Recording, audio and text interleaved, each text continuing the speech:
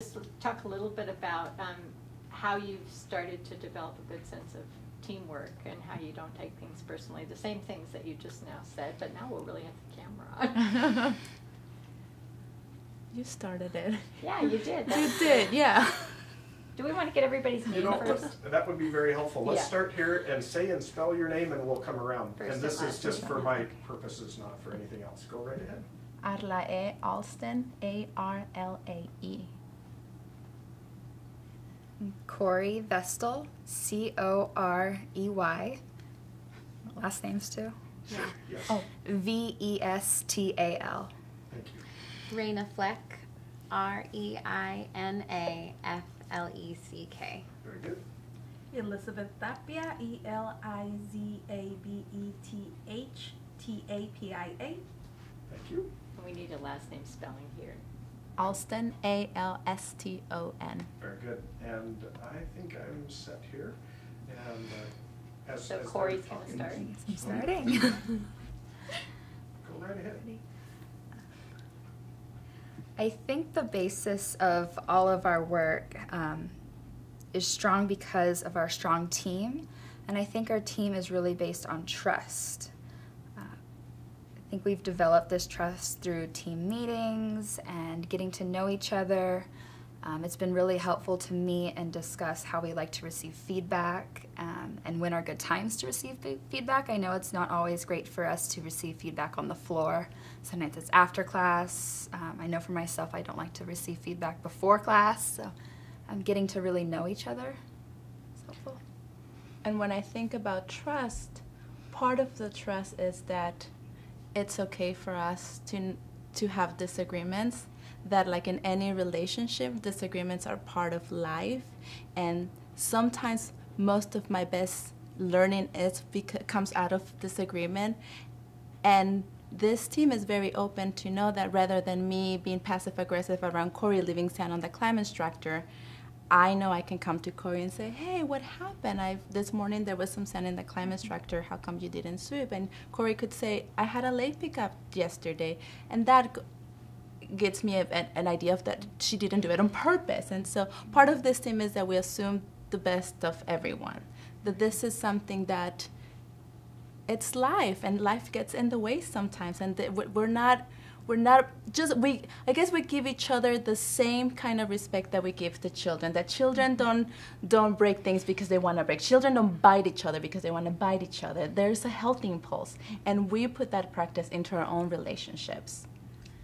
And I feel that it really also helps having a place to come talk where I know I can trust you, where I know I can vent in perspective.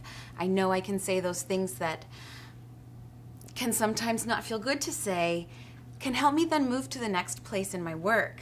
So I've let it out, and I have a team who will hold me in those feelings, and I have a team who will also bring me back to, and so what are we going to do when you have to talk to this family again tomorrow? And so I think that has really helped improve the quality of care I'm able to give children and families. And I just want to add to that I feel safe come and talk to them about a family, if I'm struggling with a family, or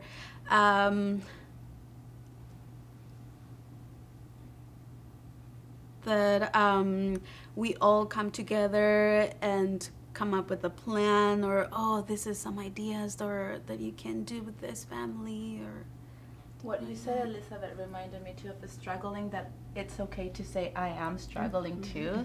That's most often, and I know this society, we're supposed to be perfect and you're supposed to have the answers, and that's not life. That's not what I expect from my little toddlers or parents for that matter. And so that I know that I can come to my team and say, I'm having a very hard time with this family, and I know my team will know that it's not because I'm a bad teacher, it's not because I'm a bad person, it's just because I'm feeling stuck with this situation. And I can trust to come to them and say, okay, so what are your feelings around this? Let's put those aside now. What did the family say? So I wonder if you could do this differently, that it's okay to have struggles. And I think for us teachers, we somehow in this profession, we have decided that it's not okay to struggle, that it's not okay to not be perfect and positive all the time. And I think that's even a good model for families to say, you know, I don't have the answer for this. I need to go and check in with my team about it because I don't know how I'm feeling about this. And what a great model for parents to go, yeah, I don't know how to do that either. And, you know, teachers were supposed to know everything. And for a parent to hear, well, if she doesn't know, then I'm on business here. I'm not that bad after all. And so I think it sends a really good message, too. We all have different strengths, and we all have different things we're working on. And if we put that all together, we're so much stronger. We fill each other's holes. Mm-hmm. Oh, you can just feel it. Yeah, you do. Yeah. You do. You totally do.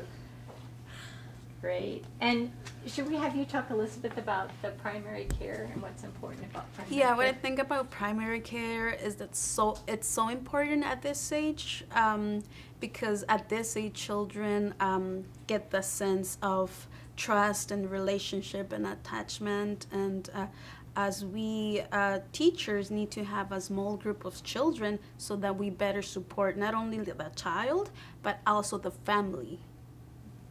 That's beautiful. Can you just add to that a short definition of primary care? Because when you say a small group of children, some people might think you don't have any other children. Mm-hmm. So that within the big group we have primary care, so that we have small group. So maybe you can say we use something like primary care. Primary care, a group of small children, like a ratio to 1 to 3 or 1 to 4. So that we better support their needs like diapering and feeding and sleeping. I don't know if that's... Great. Great. So I know we have environments. I wrote that down, the stacking rock story. Was there anything else? 'Cause I just think when I think about environments and the population that we serve in early Head Start, I think how important of a message it is to show the children in these families that they're worth it, that we spent this time on the environment thinking of them and they matter and they deserve something beautiful. A lot of the families we serve are very low income, so it's nice to create that space for them. And with that, it makes me think of how also the environment, it kind of takes on its own culture with each group and how it's also a part of us. And how I can see things in the room that are Arlay and see things that are Elizabeth and things that are Corey and see things that are me, and how when, as you say, when it really comes from an organic place, I feel that it shines. So. great. And Arlay, you want to make the point about... Yes, I do. Okay. And when I think about environments too, is that working for an early Head Start program, we have lots of standards and policies that I've have learned to embrace and understand. And there are times at the beginning of my career with Head Start that I felt like I can't provide what I know how to provide for children, the environments that I know how to provide with all these standards. And it took for me to really sit down night after night, read them, and really understand what they meant. And that's when I was able to bring what I knew to create this beautiful, cozy environment. And so what my biggest thing lately is you can do the standards and provide this beautiful natural environments for children, that there is a way that this can be done. And it doesn't take a lot of money either, that we have, if you look around our classroom, we have rocks, we have shells, we live really close to the ocean, we have branches, we have leaves, and things come from the natural environment. I go to thrift stores, I go to garage sales, that you can create things to the children by just also observing them, that they are telling us what they want us to do. We had, I found those stocking rocks at a bookshop, and it came because children were really into stocking things.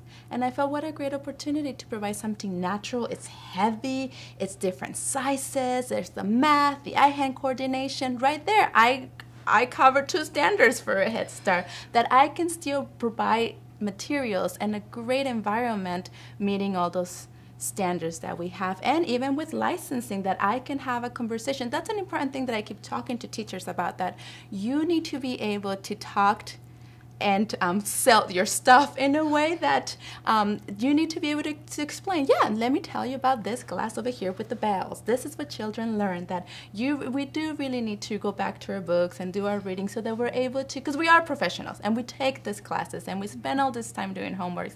And so it's important for us to be able to talk about what we do in our programs. And I lost my train of thought. Yeah. It just made me think of how there's a thought behind everything. It's so much more than just the stacking rocks on the table.